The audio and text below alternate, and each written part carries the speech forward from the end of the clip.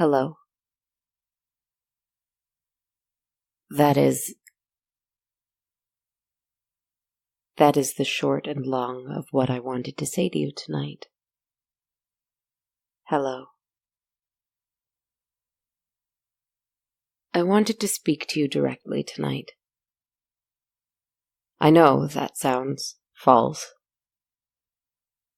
That sounds like a kind of ploy to make you feel more special, so that you might love me all the more. And it seems false also because of the medium. This is a podcast. By its nature, you and I both know that there are many people listening, not just you. I don't mean to be false. I'm simply sharing with you what I want, whether or not it is what I can achieve. But I will say it once more. In truth, I do want to speak to you directly. Whoever you are, I will try. I want you to tell me a story this week. Shall we try something new? I know you have many stories. I wish I could hear all of them. But instead, I want you to tell me the story about that one time you were by yourself, but you suddenly became aware of the fact that you were not, in fact, alone. I want you to think about where you were at the time. I know that you can't tell me, so I'll help you try to remember. I like to imagine that it was at night, perhaps outdoors, in a lovely place with a history, like a cemetery or an old ruin or battlefield that you didn't even know was there. But perhaps you weren't. Perhaps you were indoors, somewhere safe. Maybe you were at home.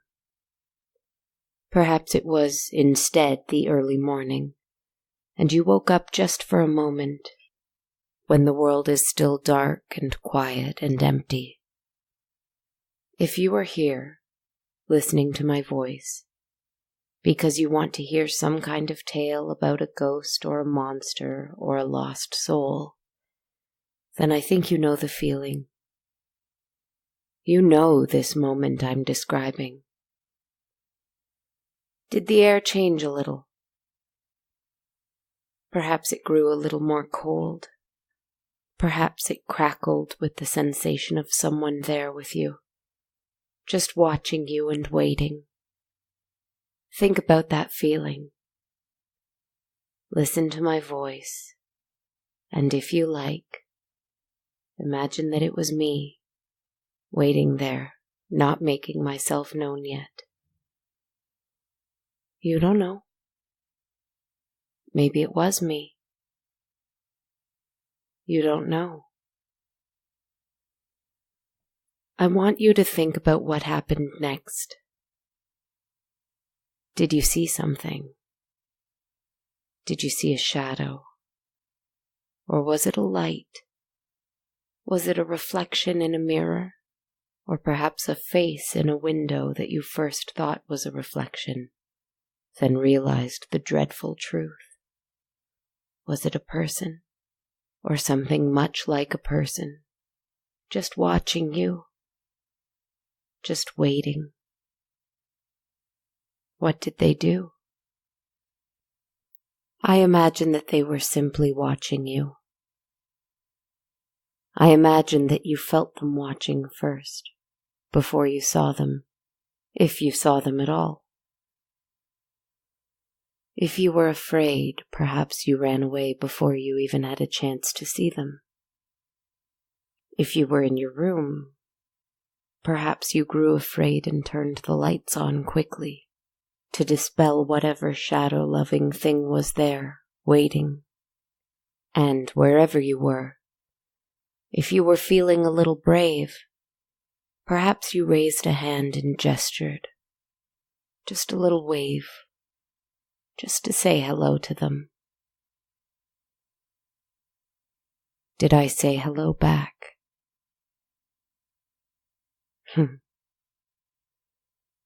That was a little bit of a joke. I like to flatter myself sometimes that I'm the monster in everyone's nightmares. Because I wish I was. I wish that I was the worst thing lurking in everyone's shadows. But we know that's not true, don't we? Because I know for a fact that there are worse things in the shadows than me. There are things that have waited for me in my shadows since I was a young, alive thing. I remember, even before that fateful night in the tower, I remember something watching me. I never saw it. I never understood what it was.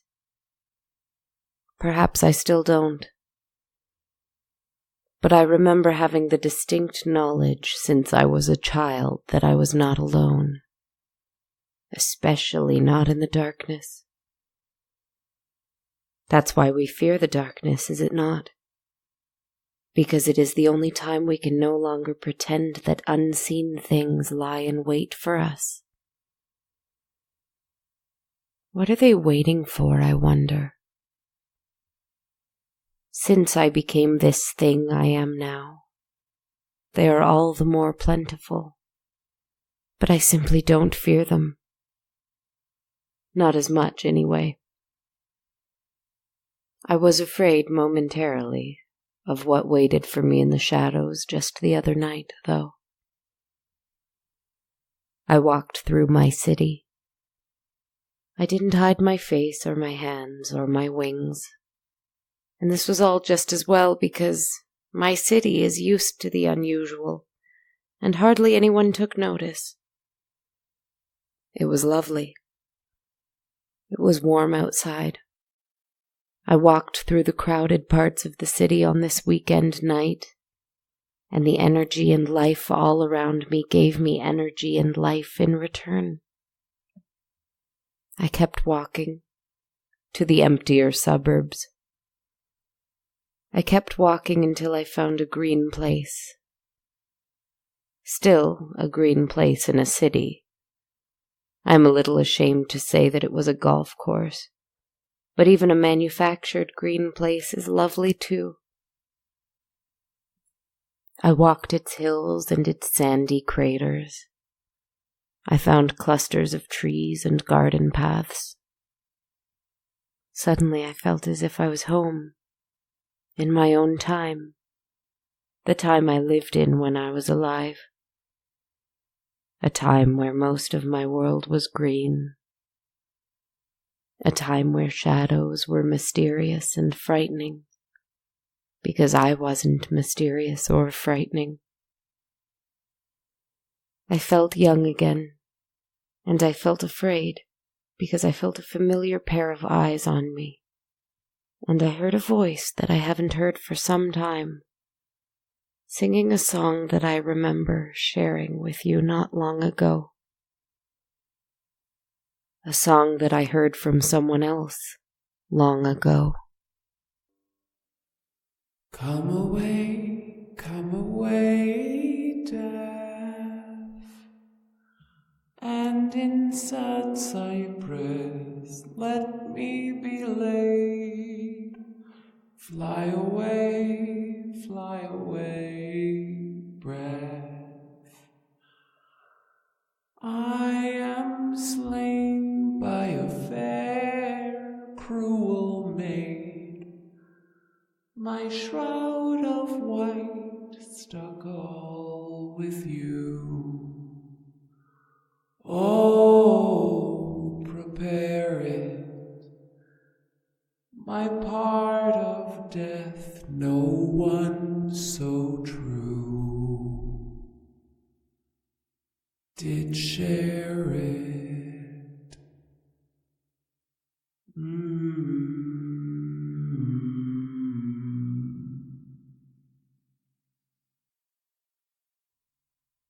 Hello. I said it because I knew immediately who it was, even before he stepped out from the shadows of a spruce tree. There he was, not old and weak as he was when he passed away, and not invisible and furious as he was when I last had him in my life. It was the man who hunted me down all those centuries ago, and instead of destroying me, helped me find my humanity again. Do you remember him? It's all right if you don't. I'll describe him. Now recall, he is a phantom, and so everything about him shone with a strange lightness, a shimmering kind of electricity. He faded in and out of view at first, as though he was trying to summon the strength to appear before me in a consistent, solid image, sputtering and cracking like a television that hadn't been used in a long time. He eventually found his power and remained solid before me. And he was a young man again. Not much more than 30, far from the age he was when his life left his body. It's strange to see someone as large and strong as him, so vital, with a glint in his eyes and his long curling hair and his full unkempt beard. It's strange to see someone like this clinging to the real world, fading from view. A strong and vital ghost, I suppose I mean to say, is something of an oxymoron to me. He exemplified life when I knew him. When he was a cruel, invisible poltergeist, it was easier to accept his death. Like this, I felt I could mourn him all over again. "I'm sorry I banished you," I said to him. He smiled softly and shook his head. I heard his voice, though his lips didn't move, and the sound of his voice, as it was when he was young and alive, broke my heart anew. "I deserved it," he answered. I could have said a lot of things to him. I could have apologized for, time and time again, returning to the negative influence in my life that is my dark stranger. I could have tried to explain myself and my repeatedly refusing to destroy him. I could have accused him of hating me and everything that I've chosen to become. But I didn't do that. "Tell me something, please," I asked him, though I was afraid to do it. "Are you real? Or are you a part of the story?" His brow arched a little as his voice echoed out. "We are all part of the story." I nodded and took a step towards him. Despite the fact that he was drained of most of the color he had in life, his eyes were a sparkling blue. For all that physically he was the complete opposite of my dark stranger, who exemplified death, his eyes were the exact same shade of blue, and it frightened me. But I took another step towards him anyway.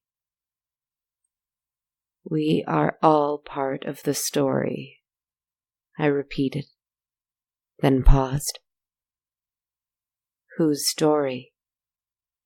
His brow arched again, and his blue eyes seemed so sad all of the sudden. He didn't answer me. "Whose story? Mine or hers?"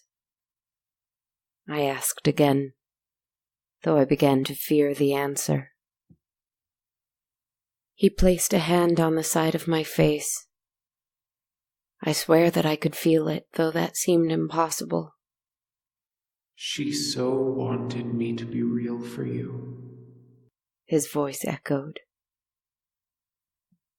He smiled through phantom tears that fell from his eyes now. "She wanted you to have me. She was afraid of who you would become without me. And so, I became real. I became real for you. I lowered my eyes and tears fell from them now, too. This man, this hunter, this phantom, he always managed to bring forth the most human tears from me. This night was no different. "You are my heart," I whispered, and looked up at him. Pure, good, and fictional. He embraced me now. And because he was dead already, because he was a phantom, but perhaps because he was never real to begin with, I could not hurt him this time. He was real now, more than ever before. We sat and looked at the moon for a little while, and I didn't speak, but I've been thinking about lots of truths lately that I've been afraid to acknowledge. Sitting on this manufactured green land with this manufactured loved one, in this manufactured scene that I'm recreating for you now, I felt both lost and found, destroyed and yet born anew. At least now, I know that he can be there whenever I have need of him.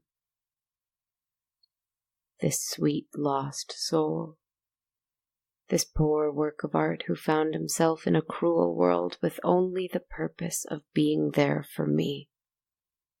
A beautiful work of fiction who I will struggle with until the end of my days, if that ever comes. Which it may not. How lovely and torturous it is to be an unwitting Prometheus, with an equally unwitting Deucalion. My man of clay who loved me better than anything of flesh and blood. The moon came and went, and so did he. Yet when I made it home to my strange little white linoleum hovel, I knew that he could return any time I needed him to. He came into being because I needed him, and so someone created him to help me find the humanity in myself. This is a podcast. This podcast has been created by someone, by a girl. It was created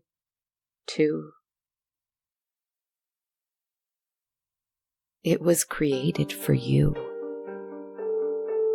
How real am I to you? How real am I? Go to a window. I'm sure you've got a window somewhere. Perhaps you can even just look. Just turn your head and see it. Do you see a face there? Look carefully. Look very carefully in the shadows, in the changing light, in that window. See if you can see my face. I dare you. Try to see it. My black eyes, my veined skin, my sharp teeth. Am I there? Does it matter? Because I'm here with you now anyway. You needed me tonight, and so I came. Because you let me in. Am I real now?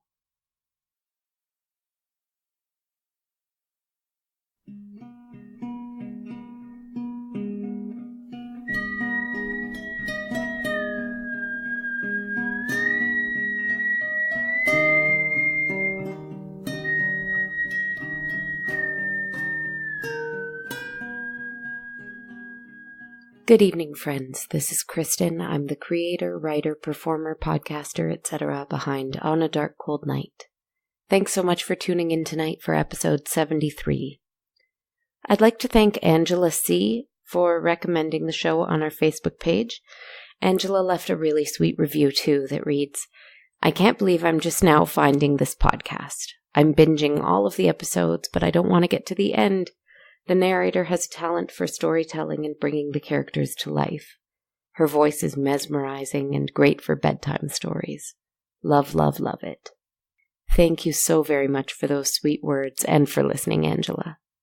If you're enjoying the show too and want to help out like Angela, you can leave us a review on Stitcher, iTunes, or on our Facebook page. You can also give me a shout out and follow on social media. I'm on Twitter at A Dark Cold Night, Instagram at Dark Cold Night Podcast, and on the Facebook page and my YouTube channel, both called On a Dark Cold Night. You can also support my work by listening on the free Radio Public app, where every listen works towards me as your podcaster being paid for each listen. If you want to help out the show a different way, you can support the show on Patreon, where every monthly patron of any amount receives access to a link of the soundtrack of the show. Find out more information at patreon.com/darkcoldnight.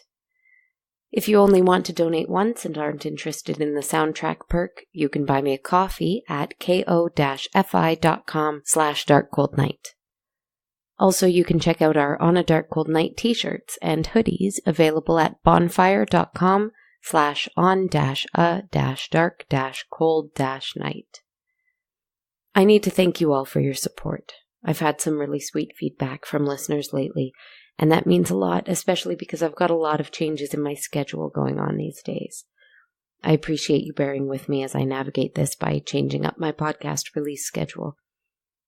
I just appreciate you in general, too. Thank you so much. Have a wonderful night and a great week. Until next time, friends.